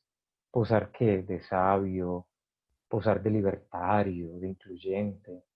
Cuando cuando eso no se logra sostener, o ni en una misma trayectoria intelectual o académica o humanística. Y nada, yo sí creo que en las escrituras que yo me he encontrado de mujeres ensayistas colombianas, latinoamericanas, ellos he encontrado honestidad y se la juegan mucho. Y a mí eso me ha gustado. Me haces pensar en algo que conversamos en algún momento nosotros, Felipe, y es que tal vez el ensayo, bueno, no es el género más leído, ni tampoco el más practicado, porque como es tan difícil, ¿cierto? Pero, y además, lo que hablábamos, Felipe, que es que, bueno, escribir es un riesgo Sí, y hacer ensayos mucho más. ¿Sí? sí. ¿Será ese riesgo el que también hace que no haya tantas mujeres ensayistas? O... Ay, a mí esa pregunta me da vuelta, yo no sé tú qué piensas, Judith, de esa dificultad. Yo no sé, yo le doy vueltas a eso. Yo no sé si es que eso tenga que ver con que escribir ensayo tenga primero que ver como con organizar la propia casa. Bueno, a ver, ordenemos ideas, ¿cierto? O tenga que ver con esa honestidad de la que te nombraba. La verdad, no sé, Judith, no sé. ¿Tú cómo has enfrentado esa dificultad y ese riesgo? Cada vez que mandas el texto de una columna tuya. Pero si hay eso. lo que dices, lo último que dice, lo retomo, Felipe. El ensayo es una apuesta a la honestidad. Incluso por eso escribirlo me parece que es tan difícil, porque cualquier cosa que uno escriba, o mejor, lo que uno escriba, bueno, primero tiene que ir sustentado, ¿cierto? Y segundo, es un riesgo, como te decía ahora, porque, bueno, porque uno como ensayista no dice, sino que tiene que decir cosas. Entonces, ¿sí? Sí, Por ejemplo, yo he escrito últimamente varias cosas sobre las masacres. sí, yo te he leído. Y, bueno, si me has leído, ahí has visto que hay, bueno, que hay algo, y es que hay una posición. Sí, Ahora lo dijiste, el ensayista, yo creo que voy a usar el verbo, tiene que sentar una posición, no puede quedarse así como por aquí, pero también por aquí, no. sí, Tiene que haber una, sí. Entonces pero yo sí creo que eso tiene que ver con el riesgo de lo que te preguntaba, ¿sí? Por eso es que, Felipe, bueno, a mí las ensayistas que trajiste, hay tres, pues dos colombianas que me parecen entrañables. ajá. Y que me gusta que las hayas traído. Una es Emilia Pardo Umaña, que incluso es el mismo libro que Ah, sí, la foto de la carátula, que esto es una joya que uno tiene que tener si le gusta el ensayo. sí, Y voy a leer, permítanme claro. ustedes que nos siguen la charla y tú, Felipe, Ajá. un parrafito de Emilia y de Elisa Mujica, que para mí ambas pues son entrañables. Entonces, a Emilia la invitaron a dictar una conferencia en Quito y el título de la conferencia era sobre la orientación femenina. Yo Sí, escogí el fragmento justo porque estamos hablando del ensayo femenino. sí. Entonces ella dice, bueno, además de que era muy pequeña, parece, o muy bajita, parece que no tenía buena voz, parece. Ah, no Ella dice, sabía. yo no voy, pues yo no estoy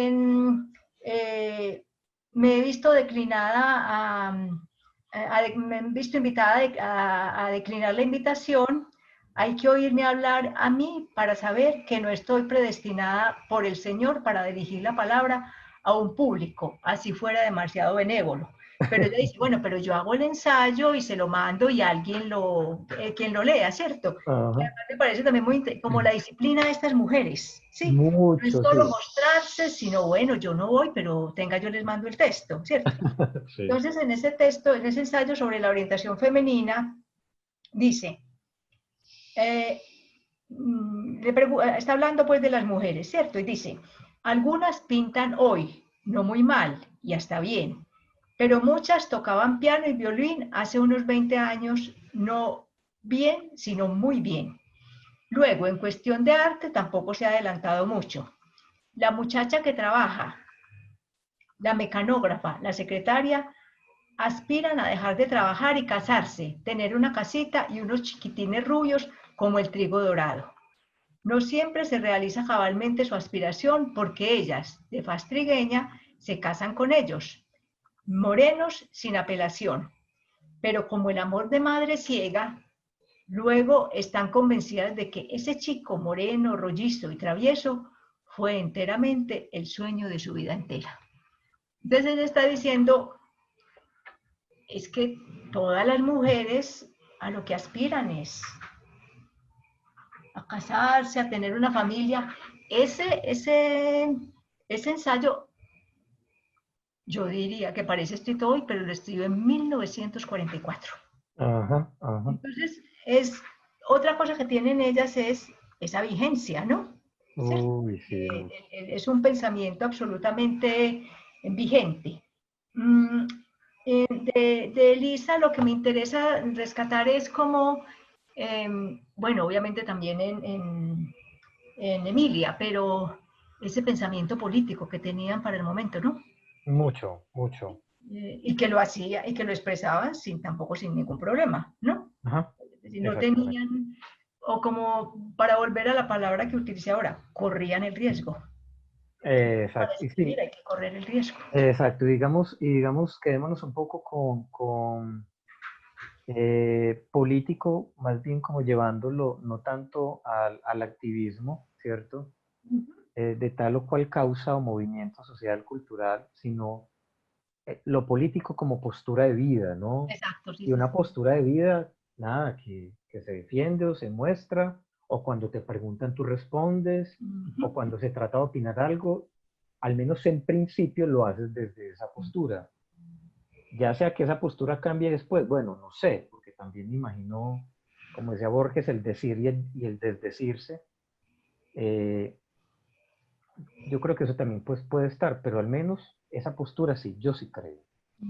Sí, perdón, no aclaré que cuando dije que el pensamiento político tan visible de las dos, bueno, de todas las que Sí, de mencionaste. todas, de Por todas. ejemplo, Andrea trae tiene un ensayo muy bonito, Andrea Mejía, que incluso lo pueden ver en internet y que salió en Arcadia en abril de 2019 y es un ensayo que se titula Lo humano contra lo humano y en donde habla de las distopías. Entre otras cosas, nosotros los que estuvimos aquí en la charla sobre Orwell, eh, Ujú. que el invitado Hugo nos habló de 1984, ella habla ahí de 1984 como una gran muestra de la distopía literaria. Sí.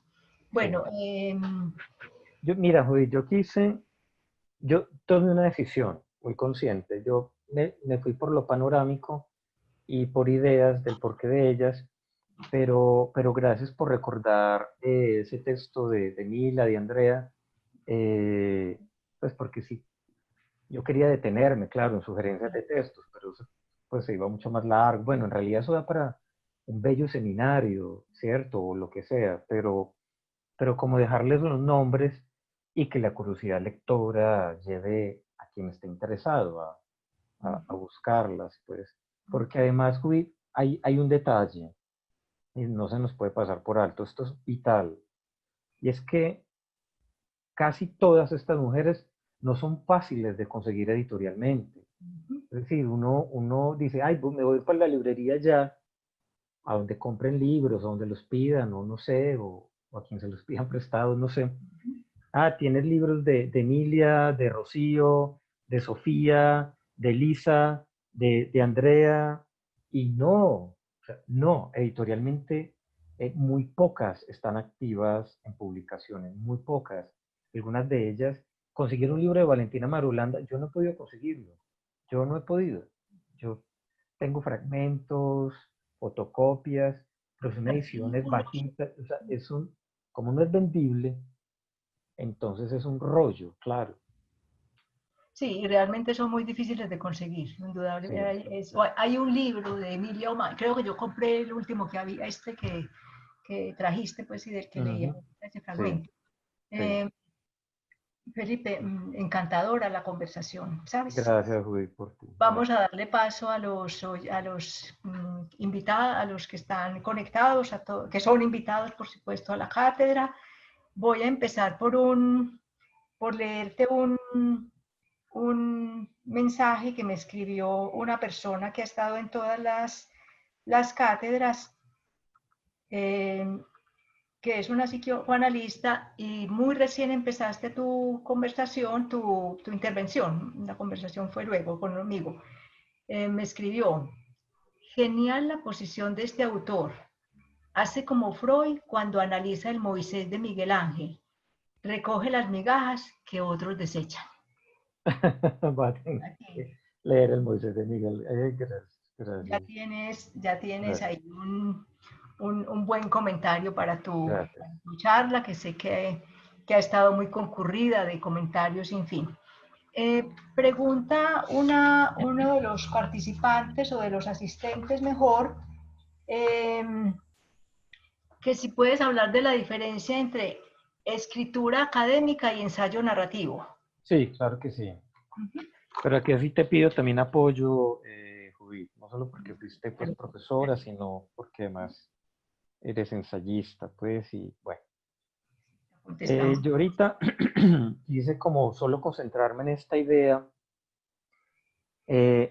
Miren, si vamos a pensar el ensayo de Montaigne, yo le dije, el ensayo de Montaigne es una mezcla feliz y una mezcla fundadora y provocadora de idea y relato.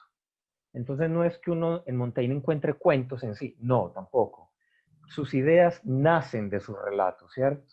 Sus ideas parten de su cotidianidad o sus ideas lo llevan a su cotidianidad. ¿Ideas qué son? Son especulaciones, por ejemplo. Él dice, bueno, me gustan los hombres grandes. Creo que hay personas que se destacan por ser grandes. Y empieza a contarte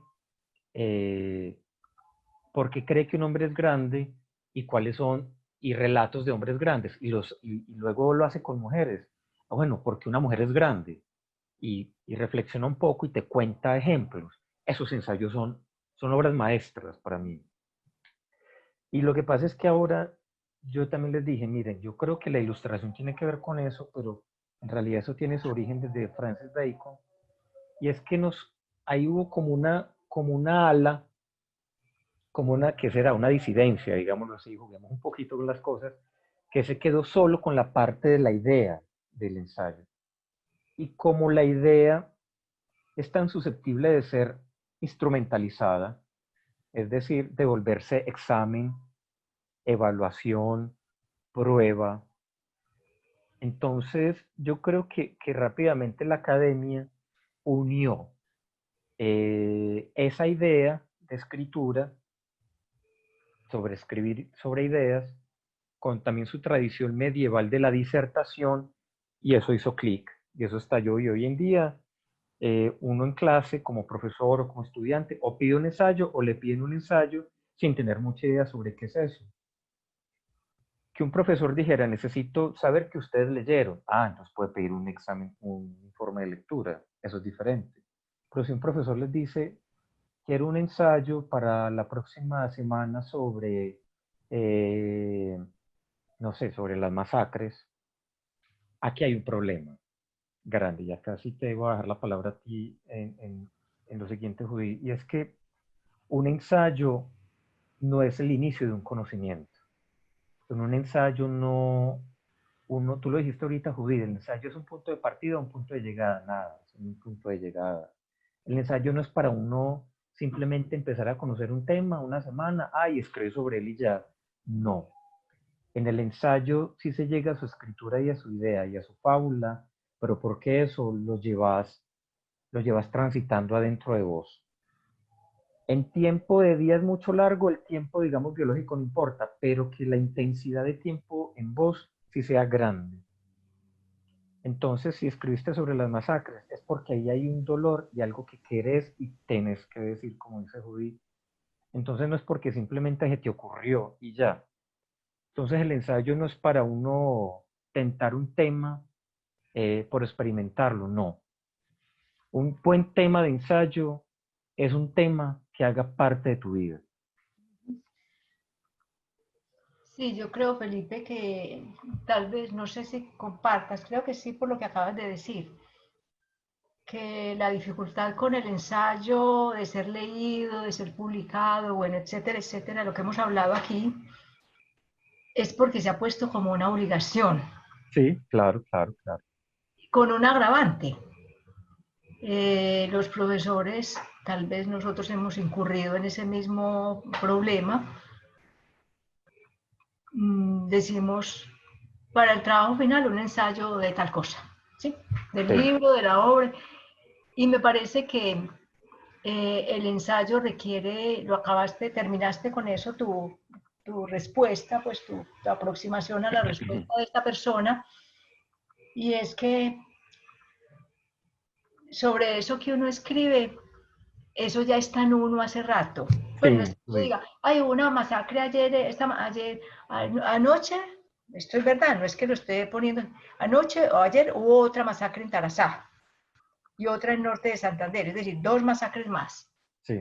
Entonces no es que uno oiga la noticia y ahí mismo se siente a hacer el ensayo, no. Ujú. Con la escritura pasa que la escritura tiene que estar dentro de uno antes de ponerla en el papel. Ajá, No sé si te ajá. parece. Claro, mira, Y no es la noticia, ni lo que acabo de pasar, ni no, sí, sino que hay algo, lo que dije hace un momento, el hábito de la escritura está acompañado, está impulsado, está movido por, por una situación estética, indudablemente. también, sí. Entonces, no es, ay, todo el mundo está escribiendo sobre la memoria, no, Ujú. sino que Exacto. hay temas que a uno se le quedan, pues, y Ujú. se le vuelven, voy a decir la palabra, pero no quiero que se tome como lo que explícitamente significa. Se le vuelven una obligación, pero una obligación moral. Exacto, sí, Que yo sí. creo que eso fue lo que acompañó a Montaigne, que hace rato estoy por hablar de él, que es el maestro de nosotros, ¿sí? Ujú. Los que escribimos ensayo. Además, Montaigne es, como dijiste, una delicia para leer. Los que están Sí. preguntando qué nos recomiendan para leer de ensayos, bueno, de las ensayistas tenemos varias, Ujú. pero, pero Montaigne pues tiene 2 tomos de ensayos y por donde quieran empezar, además que son ensayos cortos, muy agradables, juguetones, él se burla, además él precisa, Sí, mejor dicho, a mí me parece que Montaigne es un excelente maestro, pues no sé sí, qué, así es muy bello. sí, entonces, pero yo creo, tomo a Montaigne porque yo no creo que él dijera, él escribe sobre todo, No, no, sobre lo no, no. cotidiano, sobre los Impresionante. maestros, sobre la educación, y yo creo que él antes de hacer esos ensayos los había trasegado en su cabeza, Claro, como lo que claro. le pasa a uno, que uno siempre,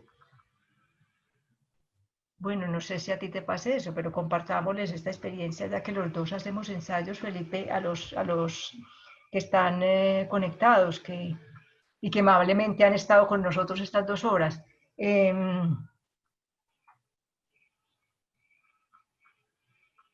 Un tema para un ensayo, un tema para una página que uno quiere escribir, uno lo lleva encima durante mucho tiempo, hasta que hay un momento en que uno se siente, pero no es que, ay, voy a escribir sobre el agua, no. Ujú, ujú. Entonces, por eso digo que hay una cuota de, digámoslo pues así, de sensibilidad que es la que precede a la página.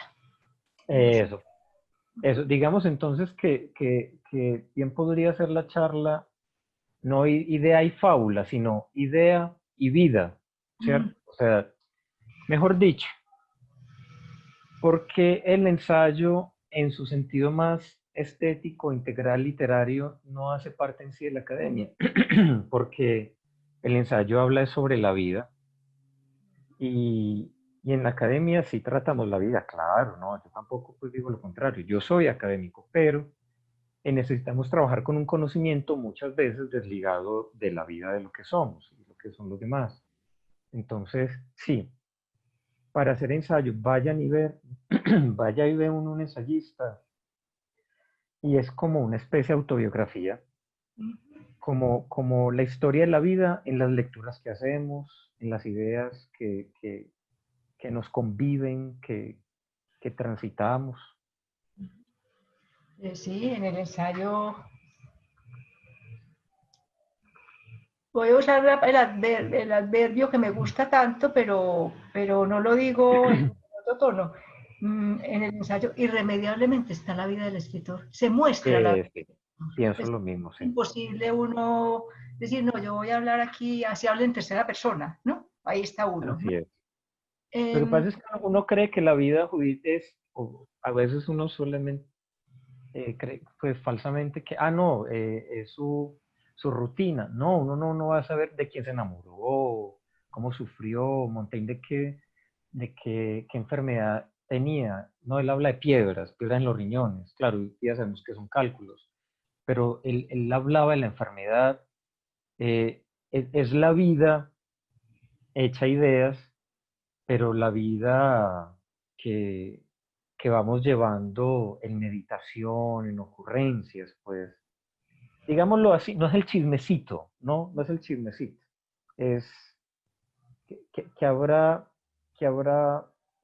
como eso, no sabría decirlo, es como lo que se nos pasa por la cabeza, no sé.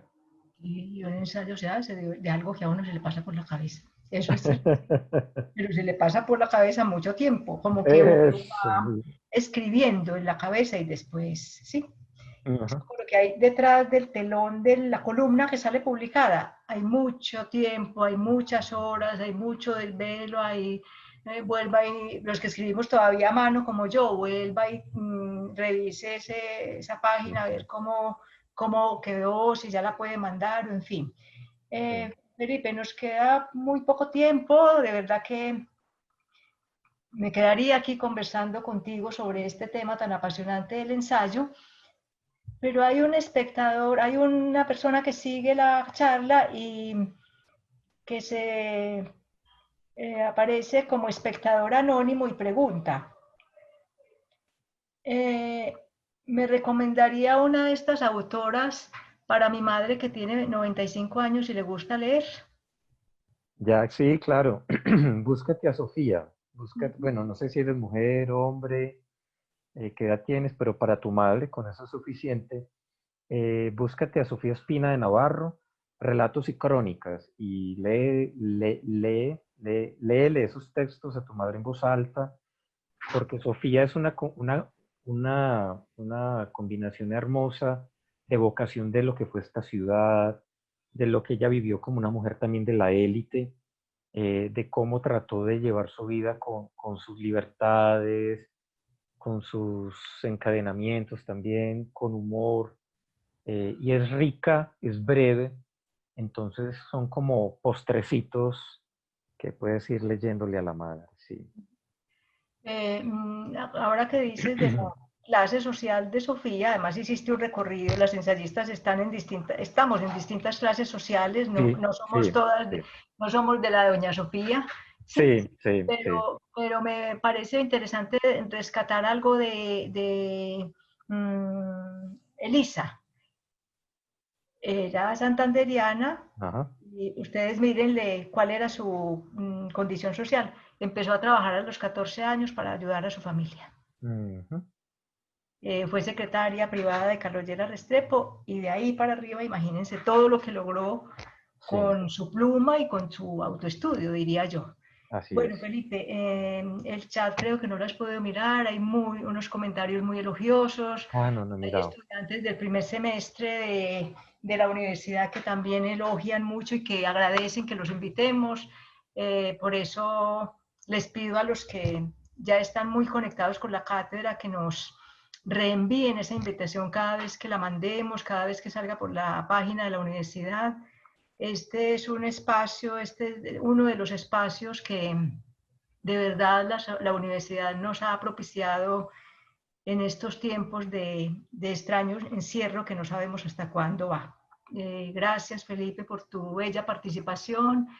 Gracias a Carlos Arbeláez que nos ha ayudado desde UD para que esta transmisión salga tan impecable como sale, y gracias a Eliana por su compañía. Los dejo que ella nos despide y nos anuncia la cátedra de la próxima semana. Gracias a todos. Gracias, muchas gracias a todos.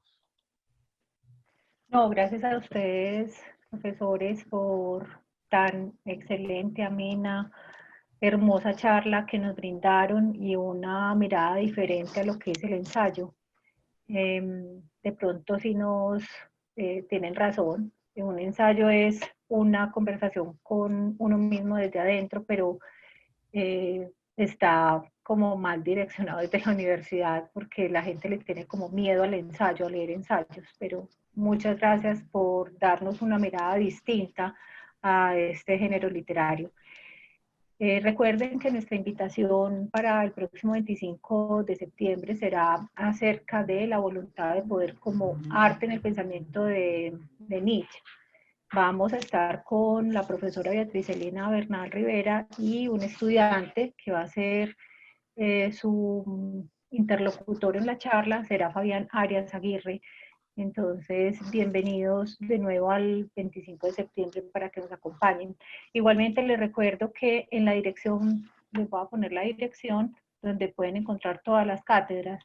Nos demoramos un poquito en subir las cátedras que han pasado porque tenemos que hacer un ejercicio de edición. Entonces, les pedimos un poquito de paciencia, pero van a estar ahí en el transcurso del tiempo. Incluso están las del año pasado. Entonces, para que lo tengan en cuenta. Ahí les puse la dirección. Más o menos nos demoramos un poquito, 1 o 2 semanitas en subirlas, pero las van a encontrar. Muchas gracias entonces a todos ustedes por acompañarnos, a los profesores por estar con nosotros y una feliz tarde, feliz fin de semana. Lo mismo para todos. Muchas gracias. Gracias a todos.